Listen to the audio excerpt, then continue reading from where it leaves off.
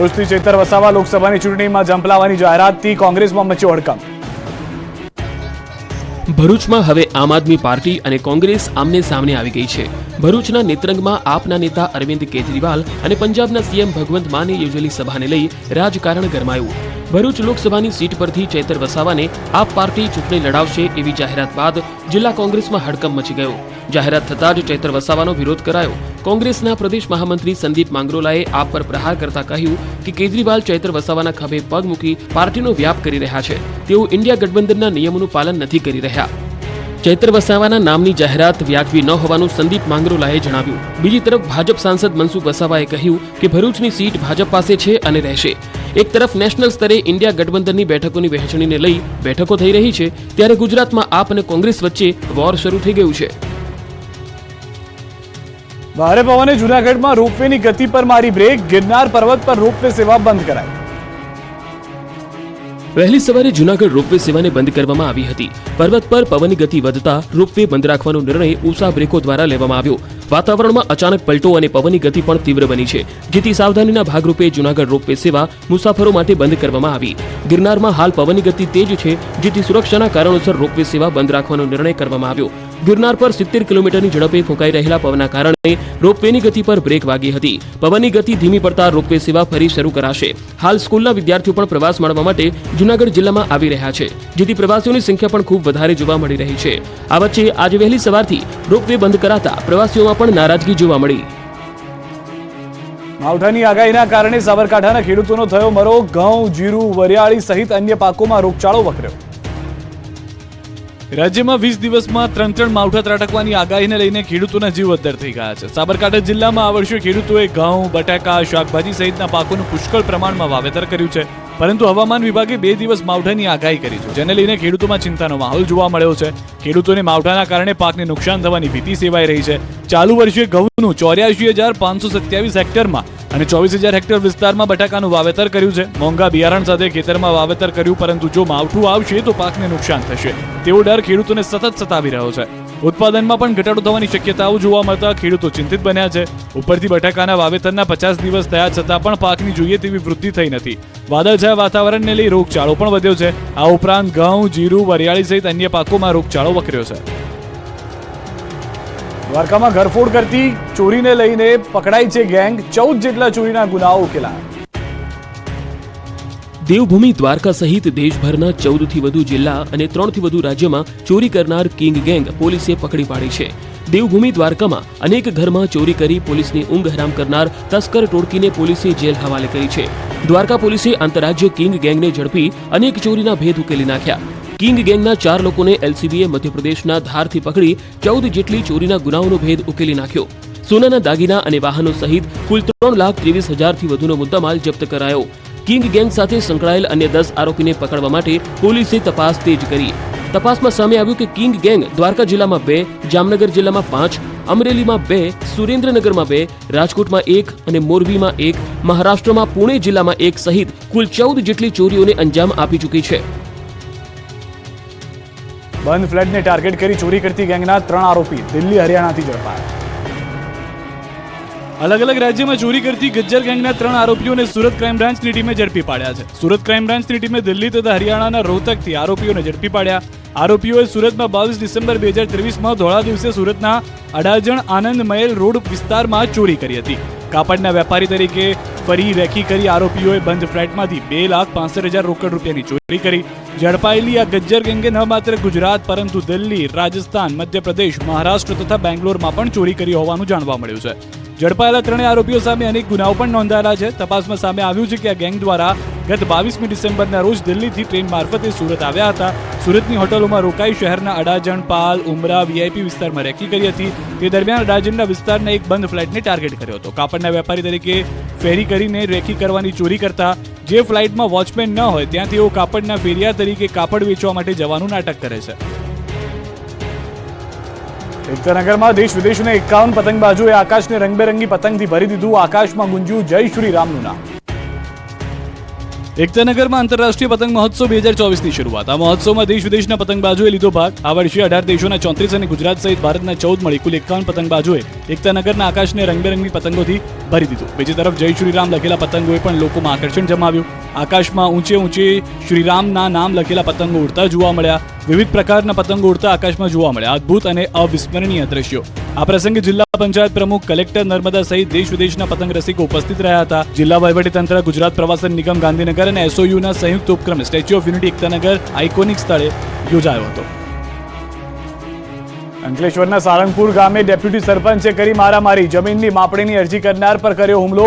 પંચાયતની ચૂંટણીમાં હારેલ ઉમેદવારનો ભાઈ છે અરજદાર. સ્થળ પર પહોંચતા ડેપ્યુટી સરપંચે અરજદારને માર માર્યો. માપણી કરવા આવેલા અધિકારીઓની સામે જ કરી મારામારી. 2 વર્ષથી ચાલતા વિવાદમાં અરજદાર સ્થળ પર પહોંચતા હુમલો કર્યો. ડેપ્યુટી સરપંચ રતિલાલ પટેલની મારામારીનો વિડીયો વાયરલ થયો. છૂટી ખુરશી બાદ લોખંડની પાઇપ વડે માર મારતા ડેપ્યુટી સરપંચ નજરે પડ્યા.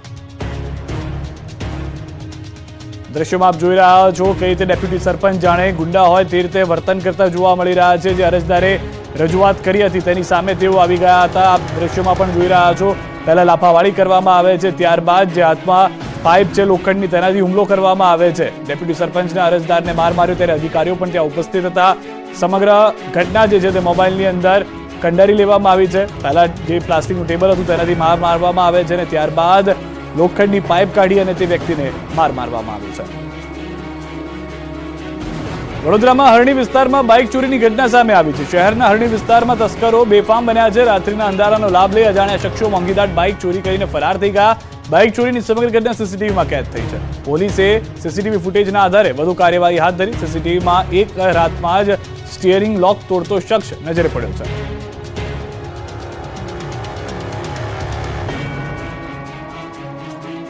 બનાસકાંઠાના ધાનેરાની નાની ડુંગડોલ પ્રાથમિક શાળાના મામલો. મધ્યાહન ભોજન બાદ કેટલાક બાળકોની જીભ કાળી પડી ગઈ. બપોરના સમયે ભોજન આરોગ્ય બાદ બાળકોમાં જોવા મળી અસર. અંદાજે 50 જેટલા બાળકોએ ખીચડી ખાધા બાદ તેઓની જીભ કાળી પડી હોવાનું જાણવા મળ્યું છે.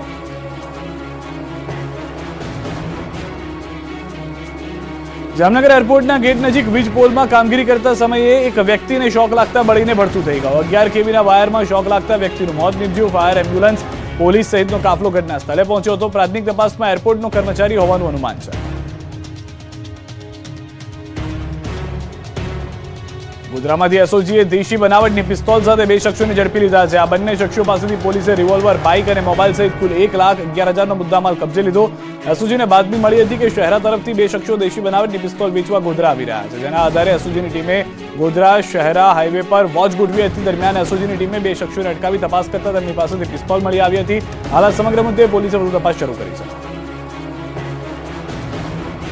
રાજકોટમાં વ્યાજખોરોનો આતંક સામે આવ્યો છે. મૃતક સુરજ ઠાકરે કમલેશ ગીરી નામના વ્યક્તિ પાસેથી દરરોજના 200 રૂપિયા વ્યાજે લેખે 20,000 રૂપિયા વ્યાજે લીધા હતા. મૃતક તથા તેના માતા પિતા જ્યારે પૈસા પરત આપવા ગયા ત્યારે કમલેશ ગીરી, તેના પત્ની તથા તેના પુત્રએ મારામારી કરી, જેમાં આરોપીએ સુરજને પેટના ભાગે તીક્ષ્ણ હથિયારના ઘા ઝીકી દેતા સુરજને સારવાર અર્થે હોસ્પિટલ ખસેડવામાં આવ્યો છે. તબીબે મૃત જાહેર કર્યો. આ ઉપરાંત માતા પણ ગંભીર રીતે ઇજાગ્રસ્ત થતા તેને સારવાર અર્થે ખસેડાયા. પુત્રના મૃત્યુથી પરિવારમાં શોકનો માહોલ. નવસારીમાં એક જ પરિવારના 23 લોકો સાથે છેતરપિંડીના કેસમાં એક મહિલા સહિત 4 આરોપીની ધરપકડ કરાઈ છે. આરોપીએ ઊંચા વ્યાજની લાલચ આપી 23 લોકો પાસે 2 કરોડથી વધુનું રોકાણ કરાવ્યું. જો કે પાકતી મુદતે જે તેમણે હાથ ખંખેરી નાખ્યા હતા. આ મુદ્દે કુલ 6 લોકો વિરુદ્ધ ફરિયાદ નોંધાઈ. ભોગ બનનારા લોકોની ફરિયાદના આધારે પોલીસે તપાસ શરૂ કરી. તપાસમાં છેતરપિંડી ઉજાગર થતા પોલીસે 4 આરોપીને દબોચી લીધા છે, જ્યારે અન્ય ફરાર આરોપીની શોધખોળ શરૂ છે. આ ઉપરાંત પોલીસે એ પણ તપાસ શરૂ કરી છે કે આરોપીઓએ અન્ય કેટલા લોકોને ચૂનો ચોપડ્યો છે.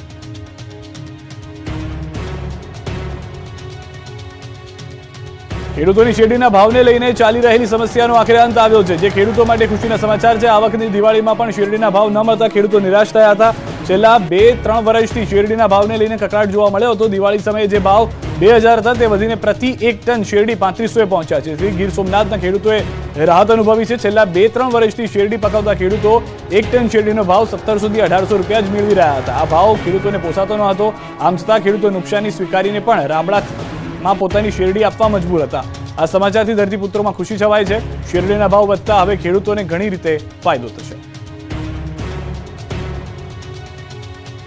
વડોદરાના બદામડી બાગમાં બની રહેલા આર્ટ ગેલેરીને લઈને વિવાદ વકર્યો. આર્ટ ગેલેરીમાં 7 જેટલી મોટી બારીઓ બનાવાતા કલાકારોનો વિરોધ. કલાકારો મુજબ વિશ્વ પ્રસિદ્ધ આર્ટ ગેલેરીમાં પણ નથી હોતી બારીઓ.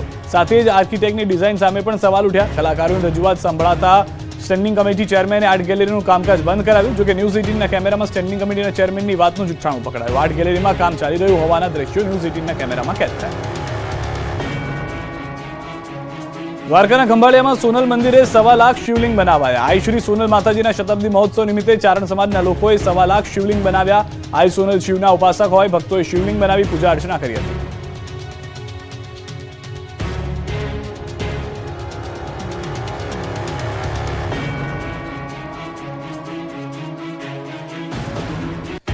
ભગવાન રામ માટે ડાંગથી માતા શબરીના બોર પહોંચશે અયોધ્યા. જેવો માહોલ જોવા મળી રહ્યો છે. નવનિર્મિત રામ મંદિરનો ભવ્ય પ્રાણ પ્રતિષ્ઠા મહોત્સવ આગામી 22 જાન્યુઆરીએ થવા જઈ રહ્યો છે. ત્યારે દંડકારણ્ય તરીકે જાણીતો અને રામાયણ કાળ સાથે સંકળાયેલો ડાંગ જિલ્લો પણ સાક્ષી બનશે. રામાયણ કાળમાં સીતાજીની શોધમાં વન પરિભ્રમણ કરતા પ્રભુ શ્રી રામને શબરીએ ચમકડુંગર નામક સ્થળે બોર ખવડાવ્યા હતા. આ સ્થળે શબરીધામ બનાવાયું છે અને મોટી સંખ્યામાં શ્રદ્ધાળુઓ આ સ્થળે આવી પહોંચે છે. ત્યારે અયોધ્યામાં આયોજિત રામ મંદિર પ્રાણ પ્રતિષ્ઠા કાર્યક્રમમાં શબરીના વંશજો ખાસ ઉપસ્થિત રહેવાના છે. પૂર્વ કેબિનેટ મંત્રી પૂર્ણેશ મોદીની આગેવાનીમાં માતા શબરીના વંશજો અયોધ્યા પહોંચશે અને ત્યાં બોર અને ધનુષ પણ અર્પણ કરશે. સાથે જ પ્રાણ પ્રતિષ્ઠા મહોત્સવ પહેલા 9 દિવસ યોજાનારા 1008 કુંડી યજ્ઞમાં પણ સામેલ થશે. આ ઐતિહાસિક ક્ષણના સાક્ષી બનતા શબરીના વંશજો ખુશ છે. 22 જાન્યુઆરી પહેલા રંગીલું રાજકોટ શ્રી રામના રંગે રંગાયું. રાજકોટ બન્યું અયોધ્યા નગરી. આ દ્રશ્યો અયોધ્યા નગરીના નહીં પરંતુ રંગીલા રાજકોટના છે. રંગીલું રાજકોટ હાલ રામ ભક્તિના રંગે રંગાયું છે. રાજકોટ શહેર જાણે કે રાજકોટ નહીં પરંતુ અયોધ્યા નગરી બની ગયું હોય તેવા દ્રશ્યો સામે આવી રહ્યા છે. એક તરફ રાજકોટવાસીઓ ભગવાન શ્રી રામની ભક્તિ કરી રહ્યા છે તો જાણે રાજમાર્ગો પર રહેલી દિવાલો રામના નામે રંગાઈ ગઈ છે.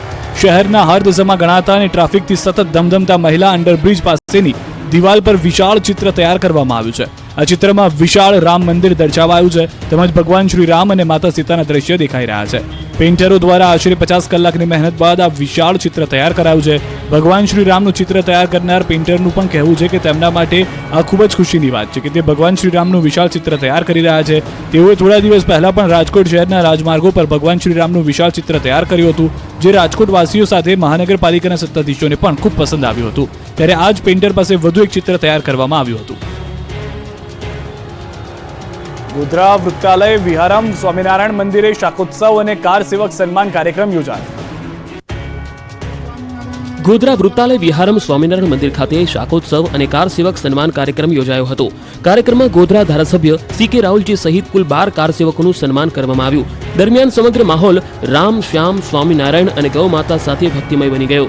રામ શ્યામ અને ઘનશ્યામની પ્રતીતિ કરાવતી દિવ્ય સભામાં મોટી સંખ્યામાં લોકો હાજર રહ્યા. આ પ્રસંગે SP સ્વામીએ આહવાન કર્યું કે ગૌમાતાની રક્ષા માટે હવે જાગવાની જરૂર છે. ગૌમાતાની રક્ષા માટે ઘણા આંદોલન અને કાર્યક્રમો થયા પણ હવે જાગૃતિ આપણે લાવવાની જરૂર છે. આ દેશમાં ગૌ હત્યા બંધ થાય અને ગાયને સરકાર રાષ્ટ્રમાતા જાહેર કરે તેવી સરકાર પાસે અપેક્ષા વ્યક્ત કરી હતી. જૂનાગઢ મંથલી નજીક સર્જાયો ટ્રિપલ અકસ્માત. 2 બસ અને કાર વચ્ચે અકસ્માત સર્જાયો. સ્કૂલના પ્રવાસીની બસને નડ્યો. 10 થી વધુ વિદ્યાર્થીઓ ઇજાગ્રસ્ત થયા. 108ની ટીમો પહોંચી હતી ઘટના સ્થળે. પોલીસે કાફલો પણ ઘટના સ્થળે દોડી ગયો હતો. ઇજાગ્રસ્તોને હોસ્પિટલ ખસેડાયા. જૂનાગઢ જિલ્લાના વંથલી નજીક ટ્રિપલ અકસ્માત સર્જાયો હતો. 2 બસ અને કાર વચ્ચે અકસ્માત સર્જાતા રેરાટી મચી જવા પામી હતી. આણંદ જિલ્લાના આસુદર ગામના સ્કૂલના પ્રવાસને નડેલા અકસ્માતમાં 13 વિદ્યાર્થીઓને ઇજા પહોંચી હતી. HD પટેલ હાઈસ્કૂલનો પ્રવાસ જ્યારે સોમનાથથી પરત ફરી રહ્યો હતો ત્યારે આ દુર્ઘટના સર્જાઈ હતી. ઘટનાની જાણ થતાં પોલીસ કાફલો પણ ઘટના સ્થળે દોડી ગયો હતો. ઇજાગ્રસ્તોને સારવાર અર્થે જૂનાગઢ સરકારી હોસ્પિટલ ખાતે ખસેડવામાં આવ્યા હતા જેમાંના 2 વિદ્યાર્થીઓને વધુ ઇજા હોય સારવાર અર્થે રાજકોટ ખસેડવામાં આવ્યા હતા.